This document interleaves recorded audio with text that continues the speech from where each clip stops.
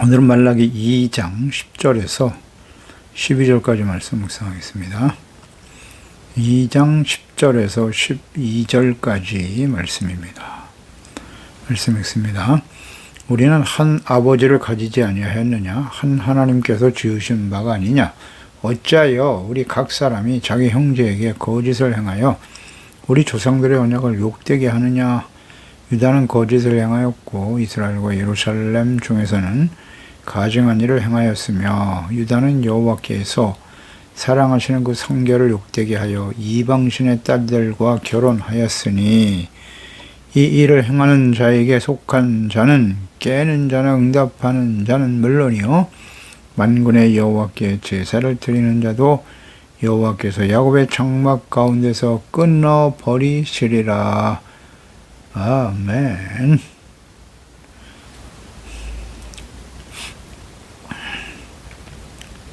하나님의 언약을 욕되게 하지 말라. 제사장은 하나님과 말씀에 대한 지식이 있어야 돼요. 중보자로서, 즉 하나님과 이스라엘 백성들 사이에서 백성들이 죄를 깨닫게 하고 그들의 죄를 가지고 하나님께 나아가 그들이 용서받고 의롭다함을 얻어 하나님과 화목할 수 있도록 하나님이 세우신 종들이 있죠. 그들이 하나님의 말씀에 대한 지식이 있어야 돼요. 분명한 하나님의 뜻을 바르게 알고 가르쳐야 하는 겁니다.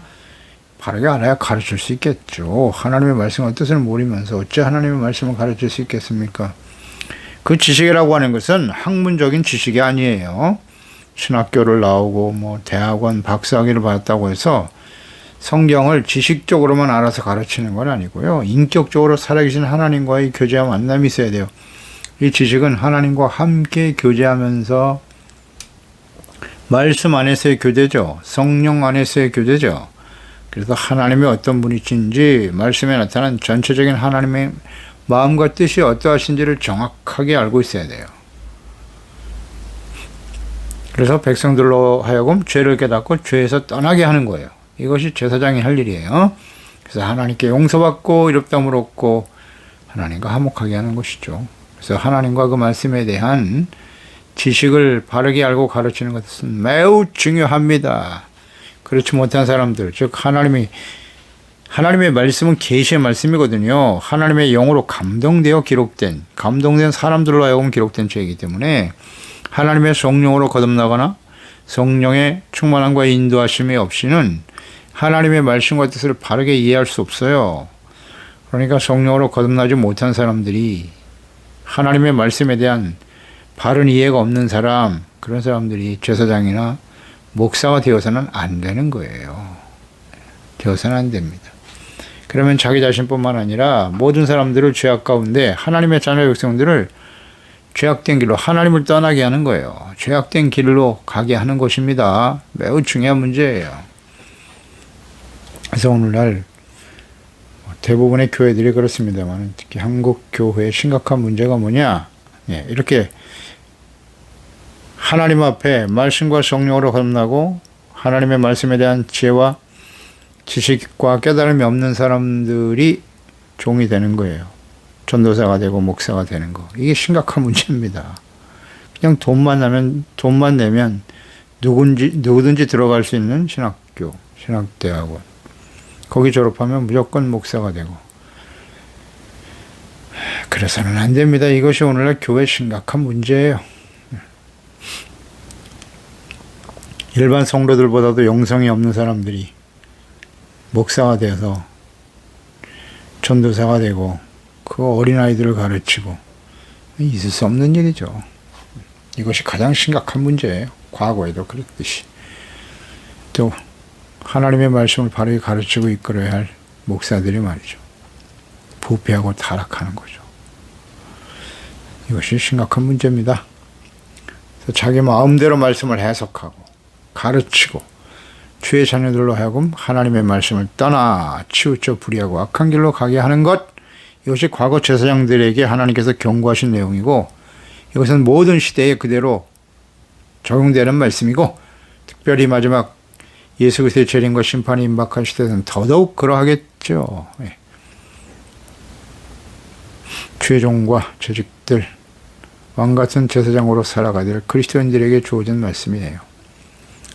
10절에 우리는 하나아버지를 가지지 아니하였느냐? 하나님께서 지으신 바가 아니냐? 어쩌에 우리 각 사람이 자기 형제에게 거짓을 행하는가? 우리 조상들의 언약을 욕되게 하느냐? 라고 책망하시네요. 자, 하나님 아버지, 거듭난 하나님의 자녀이죠. 하나님 보내신 자 예수 그리스도를 구주로 영접하고 예수 그리스도로 말미암아 그 십자가에 흘리신 보혈로 죄사함 받고 씻음 받고 용서받아 의롭다함을 얻은 하나님의 자녀가 되었잖아요. 하나님 아버지의 자녀들인데요. 아버지 하나님 한 분을 섬기게 되는 것이죠. 그러니 이제 우리는 다 예수 믿고 구원받은 사람들은 형제 자매 가족이에요. 가족. 그러니까 가족들 간에 형제들 간에 진실한 사랑을 이뤄가야 하는데 거짓을 행했다는 거예요. 형제들에게. 이 거짓을 행하다가 히브리의 바가드인데 불성실하게 대하다 배반했다는 거예요. 배반하고 속이고 거짓으로 행하는 모습을 가지고 있었다는 거예요. 하나님께서는 그 백성들과 언약의 백성 이스라엘 구원받은 하나님의 자녀들과의 관계를 아버지와 아들 혹은 남편과 아내의 관계로 종종 설명하셨죠. 당연히 우리는 하나님과 우리는 아버지 아들들인데 그 하나님과 아들들과 있어서 서로 배반하고 속이고 거짓으로 불성실하게 대하고 자신의 이익을 위해서 이런 짓을 하겠죠? 이럴 일이 있어서는 안 돼요. 남편과 아내 관계로도 설명하셨죠. 하나님 앞에 우리가 성결하고 거룩한 아내로서 순결한 아내로서 살아가야 하는데 악을 행하고 불성실한 태도로 거짓으로 일관했다. 심각한 문제죠.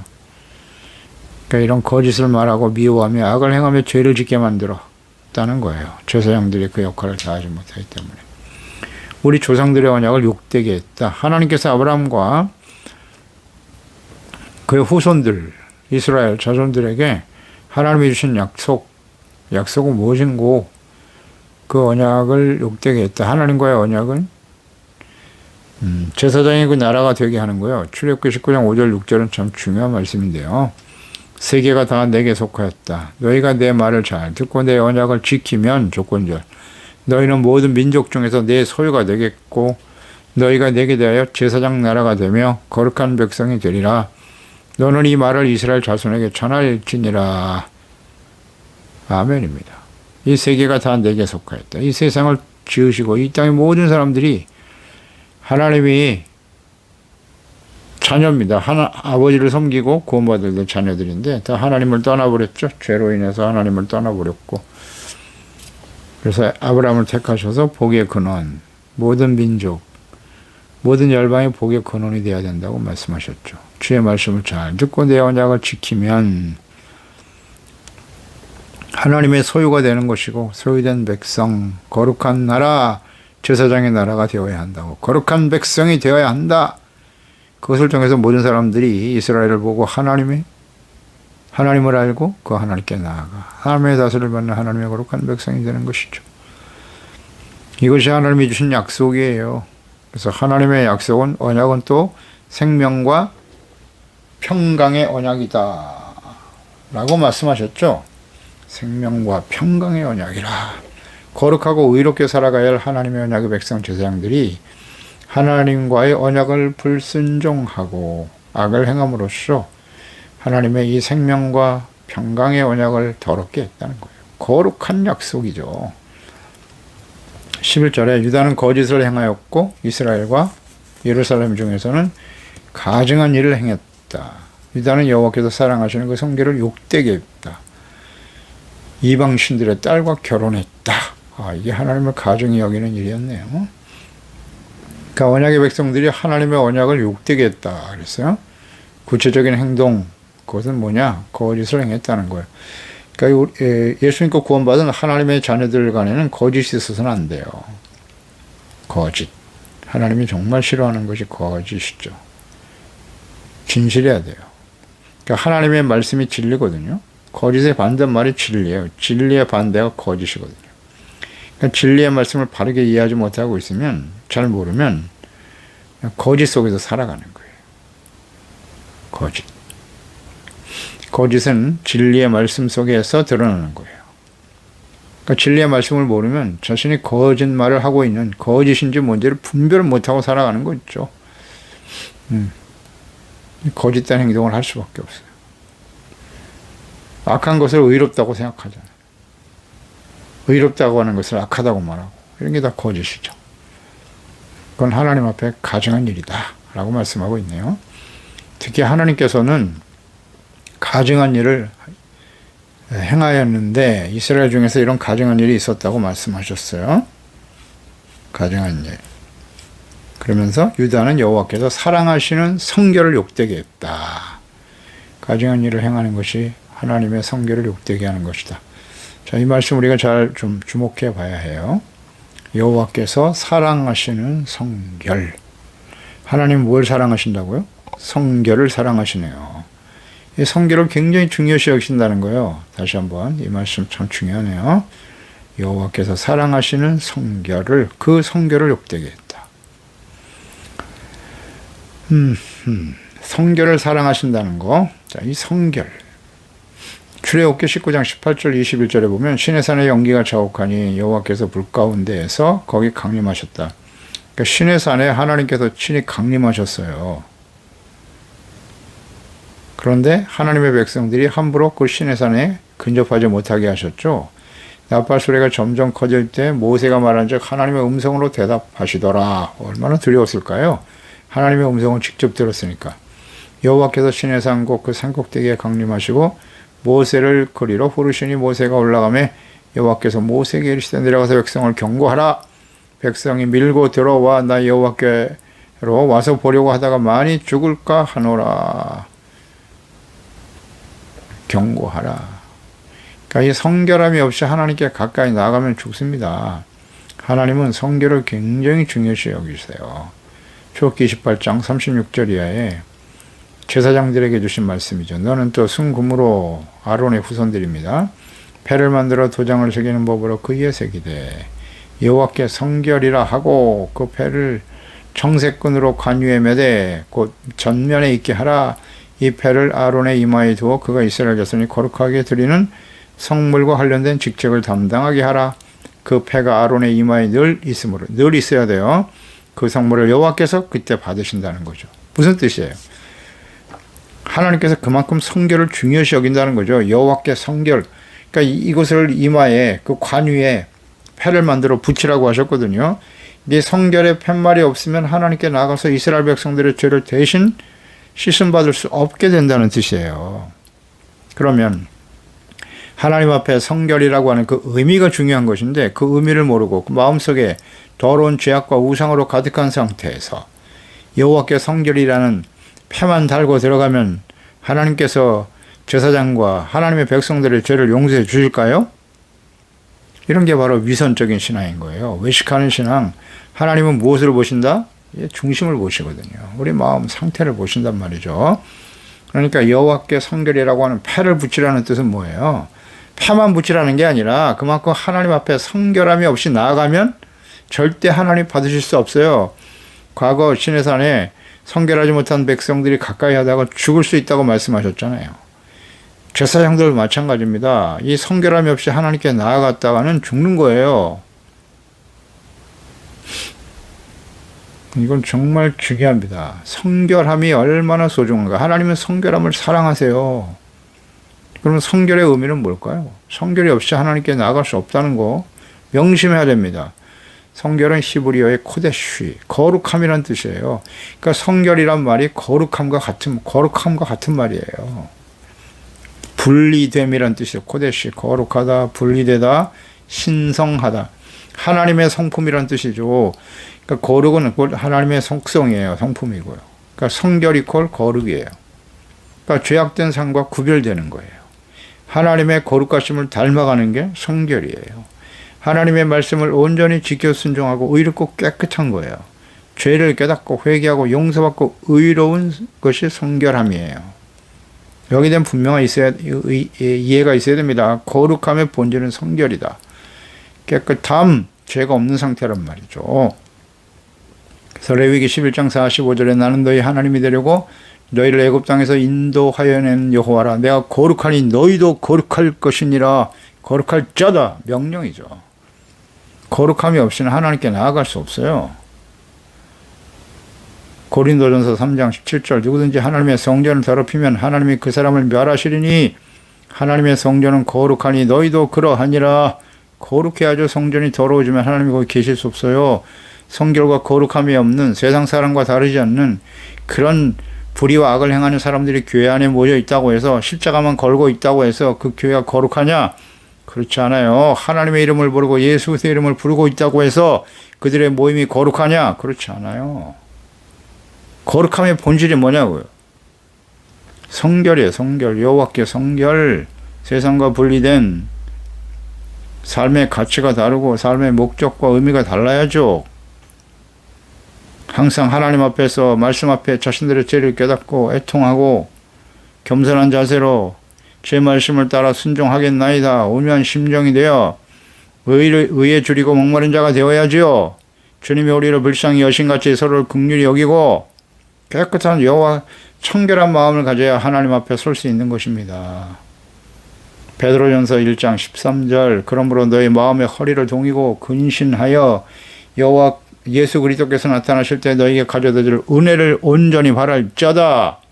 주님 오실 때 필요한 게 은혜예요. 주님 앞에 서게 될 때 너희가 순종하는 자식처럼 전에 알지 못할 때에 따르던 너의 사역을 본받지 말고 예수 믿고 구원받은 이후에 이렇게 살아야 된다는 거예요.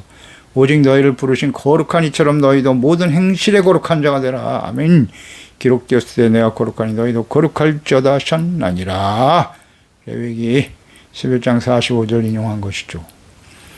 그러니까 너희를 부르신 거룩한 하나님처럼 너희도 모든 행실에 거룩한 자가 되어야 된다고. 주님의 은혜를 받은 사람들이기 때문에 그리스도께서 나타나실 때에 어떤 사람이 주님 앞에 서게 된다고요? 성결하고 거룩한 사람. 예수 그리스도를 믿고 죄사함 받고 용서받아 거룩한 하나님의 자녀가 되게 하셨지 않습니까?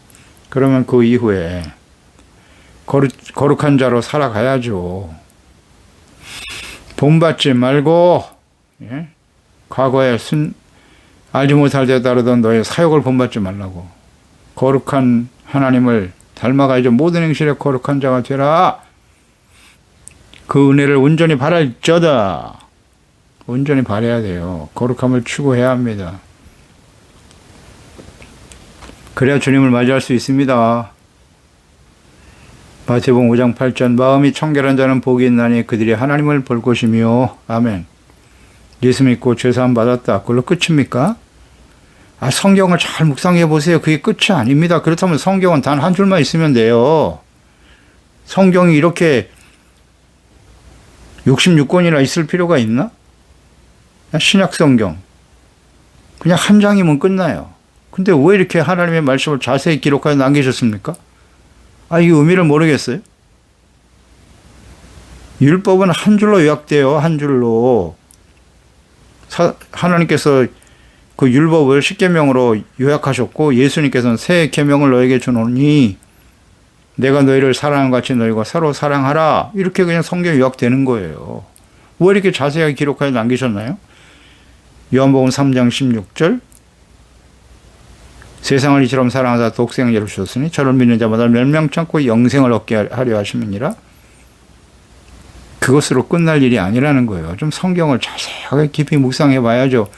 구원받은 이후에 거룩한 하나님의 자녀답게 살아가는 것이 훨씬 더 중요해요.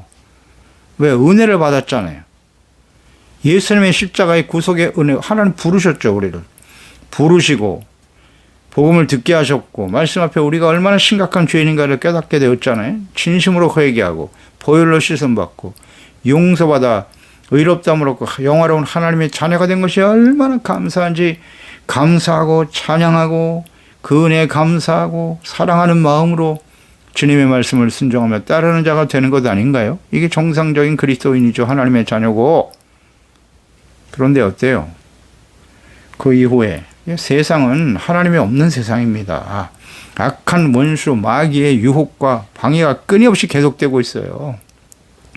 그런 세상에 살고 있습니다. 그럼 어떻게 해야 돼요?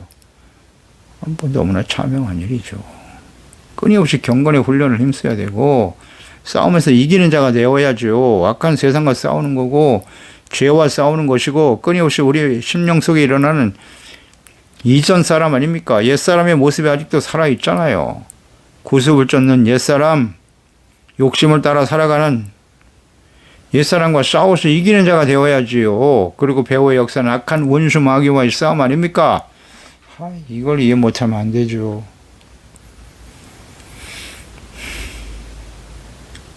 거룩한 하나님과 그분의 말씀에 불순종하여 범죄하는 일이 곧 성결을 욕되게 하는 거예요. 거룩함을 욕되게 하는 거예요. 이건 가증한 일이라고 지금 말씀하셨잖아요. 하나님이 미워하신다고. 자, 가증한 일에 대해서 생각해 봐요.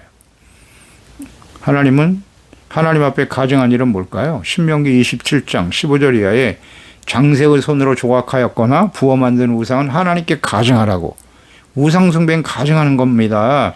그것을 만들어 은밀히 세우는 자는 저주를 받을지어다라 말씀하셨고, 또 그 부모를 경홀히 여기는 자는 저주를 받을 것이라 할 것이며 모든 백성은 아멘 할 것이니라. 부모를 경홀히 여기는 것 하나님이 가증히 여기는 일이에요. 또 객이나 고아나 과부의 송사를 억울하게 하는 자는 저주를 받을 것이다. 역시 또한 소외당한 사람들, 가난하고 고통받고 어려운 사람들을 괴롭히고 억울하게 만드는 거 하나님이 가증히 여깁니다. 가증한 일이에요. 26절에 이 율법의 말씀을 실행하지 아니하는 자는 저주를 받을 것이다. 모든 백성은 아멘 할지니라. 하나님의 율법의 말씀을 불순종하고, 이게 가증한 일이라고요. 말씀하셨잖아요, 성경에. 하나님이 미워하시는 일이라고요. 잠언서 6장 16절이야. 여호와께서 미워하시는 것, 곧 그 마음에 싫어하시는 것이 67가지가 있는데, 그 교만한 눈, 교만으로 바라보는 거짓말하는 혀, 무죄한 자의 피를 흘리는 손, 악한 계교를 꾀하는 마음, 빨리 악으로 달려가는 발, 거짓을 말하는 망령된 증인, 형제 사이를 이간하는 자, 하나님 미워하시는 거예요. 여기 딱 나와 있잖아요. 교만한 거, 거짓말하는 혀, 무죄한 자의 피로 억울하게 만드는 걸 죄 없는 자를 죄 있다고 말하고, 모함하고 죽이려고 하는 일, 악한 계교를 꾀하는 마음, 얼마나 악을 향해서 달려가는지 빨라요. 악을 행하는데 빨라. 주저하지도 않아. 고민도 안 해. 그리고 불의를 행해요. 거짓된 증인을 해서 형제를 모함하는 일, 또 형제 사이를 이간하는 게 다 하나님이 가증히 여기고 미워하시는 일입니다. 이런 일들을 행하고 있었다는 거예요. 당시에 하나님의 백성들이. 이것이 하나님의 언약을 욕되게 하는 거고, 이런 일들을 과거에도 있었고 지금 바벨론 포로 이후에 연단되어 돌아온 이후에도 계속되고 있었다는 거고, 이런 일들이 하나님의 아들 예수 그리스도를 보내셨음에도 불구하고 계속되고 있었고, 그 이후에 모든 시대에 계속됐고, 오늘날은 더욱더 심각한 상태에 놓여 있고, 아니라고요. 하나님이 가증히 여기시는 것이 무엇인가를 알아야 할 거 아니에요. 이건 모르면 어떻게 지키겠습니까? 버려야 될 거 아니에요. 하나님이 싫어하는 일이니까. 그런데 하나님이 뭘 싫어하시고 뭘 좋아하시는지에 대한 인식 자체가 없어요. 왜? 하나님의 말씀을 가까이 하고 배우지 않으니까요. 바르게 가르쳐야 될 거 아니에요. 하나님이 싫어하시는 게 뭐냐고. 예수 믿고 구원 받았으니 이제 우리가 행하는 모든 일들은 다 하나님이 복을 주시고 형통하게 하시고 잘되게 하시고. 그래요. 틀린 말은 아니죠. 근데 우리가 하나님 앞에서 얼마나 심각한 상태인가에 대해서는, 우리가 반드시 해야 될 일은 무엇인가에 대해서는 왜 말하지 않죠? 하나님이 가증한 일을 행하고 있는데 지금 그거에 대해서 왜 지적하지 않죠? 책망하지 않나요? 그게 진짜 사랑인가요? 하나님께서 평가하시겠죠. 자녀를 키우는 부모라면 어떤 의미인지 알겠죠? 이방신 19절에 보면 이어서 이제 이방신의 딸과 결혼했다 이런 표현도 있죠. 11절에 이방신의 딸과 결혼하는 거, 이게 가증한 일이었다는 거고 하나님의 성결을 욕되게 하는 일이었다고 말씀하시는데, 대표적인 예로 이방신의 딸과 결혼했다. 이방신의 딸들과 결혼하는 것이 가증한 일이었다는 건데, 이게 율법에 금하신 일이죠. 출애굽기 34장 12절 이하에 너는 스스로 삼가 내가 들어가는 땅, 가나안 땅, 약속의 땅이죠. 주민과 언약을 세우지 마라. 거기 왜 우상 숭배하는 사람이 가득하기 때문에 그것이 너에게 올무가 될 거야. 너희는 도리어 그의 제단들을 헐어라. 주상 깨트려. 그들이 아세라 상을 다 찍어버려. 너는 다른 신에게 전하지 말고 여호와는 질투라 이름하는 질투의 하나님이시다. 너는 산과 그 땅의 주민과 언약을 세우지 말아야 돼. 이는 그들의 모든 신을 음란하게 섬기며 그들의 신들에게 제물을 드리고 너를 청하면 내가 그 제물을 먹을까 함이니라. 그러니 아예 근본적으로 제거시키라는 거예요. 또 내가 그 딸들을 내 아들들의 아내로 삼음으로 그 딸들이 그들의 신들을 음란하게 섬기며 내 아들에게 그들의 신들을 음란하게 섬기게 할까 함이니라. 그래서 하나님이 이런 염려가 있으니까 우상을 섬기는 이방 신들의 가정의 딸들과 절대 혼인시켜서는 안 된다고 엄히 말씀하셨어요. 만약 결혼하면 너희들은 분명히 우상 숭배에 빠지게 될 거야. 아니라고요? 아니라고요? 하나님이 이렇게 모르시고 이런 말씀을 하셨을까요? 하나님의 말씀은 진리입니다. 결혼시키지 말라. 왜? 뭐 이유가 있잖아요. 너희들이 그 여자의 영향을 받아서 내 아들들이 하나님을 떠나 음란하게 우상 섬기는 자가 될 것이라고 말씀하셨잖아요. 이게 하나님 우리는 몰라서 이런 말씀하셨을까요? 이 하나님의 말씀이 잘못됐습니까? 아, 참. 왜 이 하나님의 말씀을 허투루 듣죠? 아유, 내가 예수 믿고, 아내가 예수를 안 믿어도 예수 잘 믿게 하면 되지요. 아니, 우리가 하나님이에요? 사람이 어떻게 사람을 구원할 수 있어요? 그를 구원하시는 분은 하나님이세요. 물론 하나님께 맡기고 위해서 기도해야 한다고 말씀하겠죠. 그러나 성경은 그렇지 않잖아요. 이 말씀 보세요. 이 하나님의 말씀의 뜻이 뭔가 하지 말라잖아요. 근본적으로. 왜? 영향을 받아서 우상 숭배에 빠질 확률이 더 많기 때문에 그것 때문에 하지 말라고 하신 거예요. 그런데 왜 하나님의 말씀을 허투루 들어요? 우리가 하나님보다 더 지혜롭고 똑똑합니까? 이방신을 섬기는 딸과 결혼하면 그들에게 영향을 받아 하나님을 떠나 우상 숭배에 빠지게 된다고요. 그래서 금하시는 거예요. 왜 말을 안 듣죠? 성결하고 거룩함을 지킬 수 없고 언약을 욕되게 할 수 있기 때문이에요. 대표적인 사람은 솔로몬 아니겠습니까? 솔로몬이 얼마나 지혜로운 사람이에요. 하나님께로부터 전무후무한 지혜의 근본은 여호와를 경외하는 데 있죠. 하나님을 사랑하고 경외했던 사람이 솔로몬이에요. 굉장히 기뻐하셨죠, 솔로몬은. 그런데 솔로몬의 결국이 어떻게 됐어요? 아내를 1000명이나 끌어들였는데 첩까지 해서 다 우상숭배하는 여인들이었단 말이에요.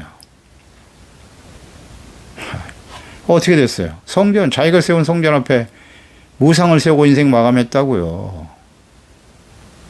여호사밧, 훌륭한 이스라엘의 성군 중에 하나가 여호사밧이죠. 하나님을 경외하는 왕이죠. 그런데 그 아들을 아합 왕과 이세벨의 딸인 우상숭배자들 아닙니까? 그들이 이방신의 딸인 아달랴를 데려왔잖아요. 어떻게 됐어요? 멸문지화를 당했죠. 그리고 나중에 아달랴가 왕이 되잖아요, 자기가. 아시아가 죽은 다음에. 아니, 성경이 증명하고 있잖아요. 아니라고요? 우리가 그 사람, 여호사밧 같은 믿음 쉽지 않습니다. 그런 신실한 믿음을 가진 사람도 넘어가는데, 그 밑에서 자란 아들도. 고린도후서 6장 1절에 우리가 하나님과 함께 일하는 자로서 너희를 권하노니 하나님의 은혜를 헛되이 받지 말자. 14절에 너희는 믿지 않는 자와 멍에를 함께 매지 말라고. 의와 불법이 어찌 함께하며 빛과 어둠이 어찌 사귀며 그리스도와 벨리알이 어찌 조화되며 믿는 자와 믿지 않는 자가 어찌 상관하며 하나님의 성전과 우상이 어찌 일치가 되리요. 우리는 살아계신 하나님의 성전이라. 이와 같이 하나님께서 이르시되 내가 그들 가운데 거하며 두루 행하여 나는 그들의 하나님이 되고 그들은 나의 백성이 되리라 하셨나니라. 하나님의 은혜를 헛되이 받지 말라고요. 그 중에 하나가 믿지 않는 자와 멍에를 함께 하지 말라고. 멍에를 매지 마라. 결혼의 문제겠죠. 함께해서는 안 된다. 분명히 말씀하고 있잖아요. 여기서 12절에 이 일을 행하는 자에게, 일을 행하는 사람에게 속한 자, 깨는 자, 응답하는 자는 물론이고 만군의 여호와께 제사를 드리는 자도 여호와께서 야곱의 장막 가운데서 끊어버리실 거라. 단호하시네요. 이러한 가증한 일, 하나님의 성결을 욕되게 하고 하나님의 언약을 욕되게 하고 하나님이 미워하시는 일을 행하는 사람에게 속하거나 그들과 함께 동조하거나 그들의 요구에 응답하는 자, 그런 상태로서 하나님께 나아가 제사를 드리는 자 절대 하나님 받지 않으세요. 여호와의 장막 가운데서 끊어버리신다는 게 무슨 뜻이에요? 하나님과의 관계 단절입니다. 실제로 불신자들과 결혼해서 하나님을 떠난 사람들이 얼마나 많을까요? 많죠. 우리 주변에 쉽게 찾아볼 수 있죠. 이런 건 가증한 일이라고 말씀하시잖아요. 하나님과의 관계 단절이 일어난다고 하나님 떠나게 된다니까요. 그리고 하나님께서도 그런 사람들을 가증한 일로 여기셔서 끊어버리실 거라고. 끊어버리시리라 하나님의 의지잖아요. 하나님의 뜻이죠. 그럼 우리는 그 말씀 앞에 겸손해져야죠. 아, 그렇군요. 하나님이 가증히 여기는 일은 하지 말아야죠. 이거 왜 순종이 안 되죠? 이 결혼의 조건을 그냥 무슨 인간적인 이익을 얻기 위해서 이익의 대상입니까? 그게 아니잖아요. 그래서 우리는 특히 예수 믿고 구원받은 자들의 하나님의 자녀로서 하나님이 미워하시는 일을 하지 말아야죠. 우상 숭배에 빠질 가능성이 크기 때문에, 하나님을 떠날 가능성이 크기 때문에 그래요. 마지막 순간까지 거룩한 하나님의 자녀로서 잘 준비되는 지혜로운 주의 자녀들이 되어야 할 것입니다. 기도하겠습니다. 하나님 아버지, 오늘도 주의 말씀을 통해서 이스라엘 백성들의 부패와 타락, 그 원인 제공자들이 바로 제사장들이에요. 제사장들은 하나님의 진리의 말씀, 하나님의 말씀을 잘 알아야죠. 뜻을 알고 바르게 가르치고 증거해서 하나님의 백성들이 죄를 버리고 씻음받고 용서받아 하나님과 화목하게 해야 할 중요한 책임을 가진 자들인데, 그들이 그 역할을 다하지 못하니까 하나님의 백성들이 백성들 간에 서로 거짓을 행하고 가증한 일을 행하면서 하나님의 그 성결, 거룩함을 욕되게 하고 이방신의 딸들과 혼인하는 이런 일들이 계속되고 있었다는 것입니다. 이것은 곧 하나님을 멸시하는 일이고, 그 일로 인해서 하나님의 자녀와 백성들이, 교회와 오늘날 교회와 목사와 그리스도인들이 말이죠, 세상 사람들로부터 조롱과 천대와 멸시를 받는 일들이 벌어졌다는 것 아니겠습니까? 하나님께서는 아주 단호하십니다.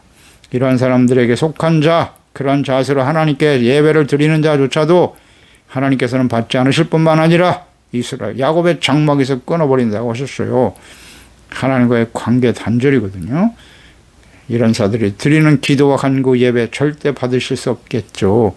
이것이 바로 하나님의 뜻임을 분명히 깨닫고 예수 그리스도의 십자가의 대속의 은혜로 구원받은 이 하나님의 은혜를 헛되이 여기지 말고 늘 하나님의 말씀 앞에서, 주님 앞에서 우리 자신을 잘 살펴 성령님의 인도하심을 따라 진리의 말씀을 따르고 순종하고 잘못된 것을 버리고 의롭고 거룩한 성결한 하나님의 자녀들로 마지막 순간까지 잘 준비될 수 있도록 주의 성령께서 도와주시고 인도해 주옵소서.